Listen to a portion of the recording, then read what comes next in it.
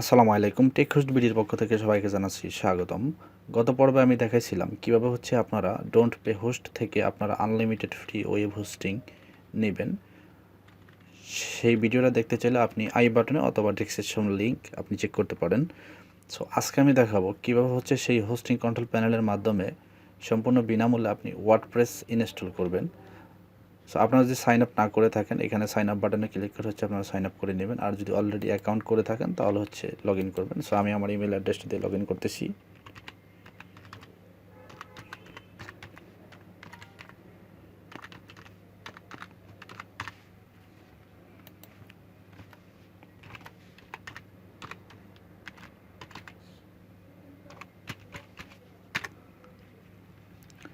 ওকে, এটা don't pay host user control panel. So আমি এখানে আপনার হোস্টিং ইয়েতে চলে আসবো। আসার পরে এখানে দেখতে পারতেছেন যে আমার স্ট্যাটাস অ্যাক্টিভ দেখাচ্ছে। সো আমি এখানে ম্যানেজে ক্লিক করব। ম্যানেজে আসার পরে এখানে দেখতে পারতেছেন আপনার হোস্টিংয়ের ডিটেলসগুলো এখানে দেখাচ্ছে। আপনার এফটিপি ডিটেলস এখানে দেখাচ্ছে। তারপরে আপনার MySQL ডিটেলসগুলো এখানে দেখাচ্ছে। এরপরে আমি এখানে ডোমেইন অ্যান্ড সাবডোমেইন। সো আমি দেখব যে আমার এই যে সাবডোমেইন যেটা আমি করছি এটা আমার প্রপারলি কাজ করতেছে কিনা। হ্যাঁ, এই যে দেখতে পারতেছেন এখানে আমাকে ওয়েলকাম জানাচ্ছে। Welcome to don't pay host, you have successfully install don't pay host free hosting account, please remove this page and upload your website. So আমি ফার্স্ট আমার হোস্টিং কন্ট্রোল প্যানেলটা ভিজিট করব। সো এখানে আপনার পাসওয়ার্ড দেওয়া আছে, আমি এটা হাইড করে রেখেছি। আপনার এখানে শো হাইটে ক্লিক করলে এখানে এটা শো করবে। সো আপনি এখানে চাইলে আমি এখানে কন্ট্রোল প্যানেলে ক্লিক করব। ওকে, আমার হোস্টিং কন্ট্রোল প্যানেলটা লগ ইন হয়ে গেছে। এখন আমি ফাইল ম্যানেজারে ভিজিট করব। এখান থেকে আমাকে আমার যে ডিফল্ট ফাইলগুলো আছে এগুলো আমাকে ডিলিট করতে হবে। ডিলিট, ওকে ডিলিট। এবার ব্যাকে চলে যাব। এখন আমি ওয়ার্ডপ্রেস ইনস্টল করব। সো তার জন্য আমি সফটওয়্যার ক্লাস অ্যাপস ইনস্টলারে যাব। এখানে আসার পরে আমি ওয়ার্ডপ্রেসে যাব, দেন ইনস্টল।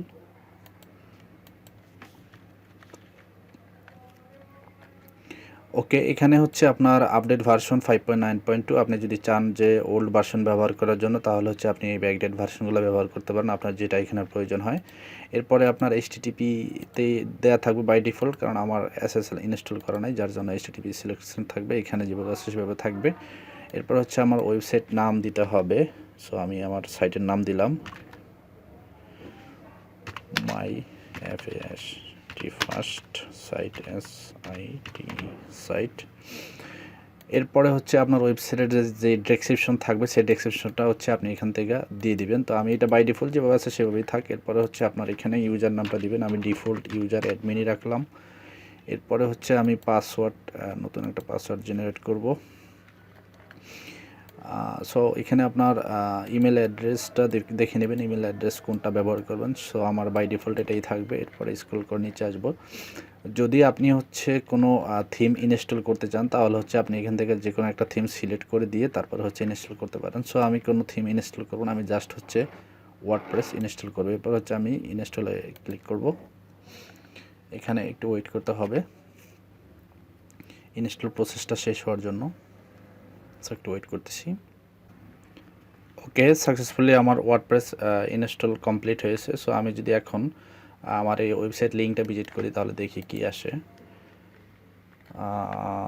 হ্যাঁ, আমার ওয়ার্ডপ্রেসটি সাকসেসফুলি ইনস্টল কমপ্লিট হয়েছে। সো আমি এখন আমার এই অ্যাডমিন লিঙ্কটা আমি ভিজিট করব।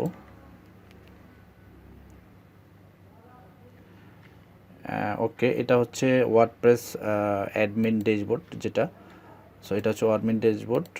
আপনি এখান থেকে আপনার যে কোনো ওয়েবসাইট আপনি এখান থেকে কাস্টমাইজ করতে পারবেন এবং আপনি থিম ইনস্টল করতে পারবেন। থিম প্রসেসে যদি আমি যাই, এখানে বাই ডিফল্ট এই থিমটা ইনস্টল করা আছে। সো আমি যদি এটাকে পরিবর্তন করে আরেকটা থিম দেই। ওকে, এখন এইটা ইনস্টল হয়েছে। Hello world. সো এরপরে আপনি যদি প্লাগইন অ্যাড করতে চান আপনি চাইলে প্লাগইন অ্যাড করতে পারবেন। এখানে বাই ডিফল্ট দুইটা প্লাগইন অ্যাড করা আছে। সো আমি এখান থেকে যে কোনো একটা প্লাগইন ইনস্টল করে দেখতেছি যে এটা প্রপারলি কাজ করে কিনা। অ্যাক্টিভেট,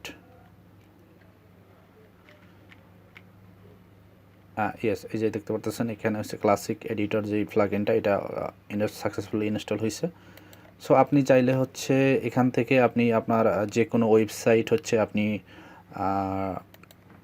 ওয়ার্ডপ্রেসের মাধ্যমে আপনি এখান থেকে যে কোনো ওয়েবসাইট আপনি ইনস্টল করতে পারবেন। চাইলে আপনি এখান থেকে যে কোনো থিম আপনি কাস্টমাইজ করতে পারবেন, এবং যদি আপনার কোনো থিম পারচেস করা থাকে সেই থিমও হচ্ছে আপনি এখান থেকে ব্যবহার করতে পারবেন। যদি আপনার কাছে থিম না থাকে আপনি এখান থেকে আপনার যে কোনো থিম আপনি চাইলে এখান থেকে সেট আপ করে নিতে পারবেন।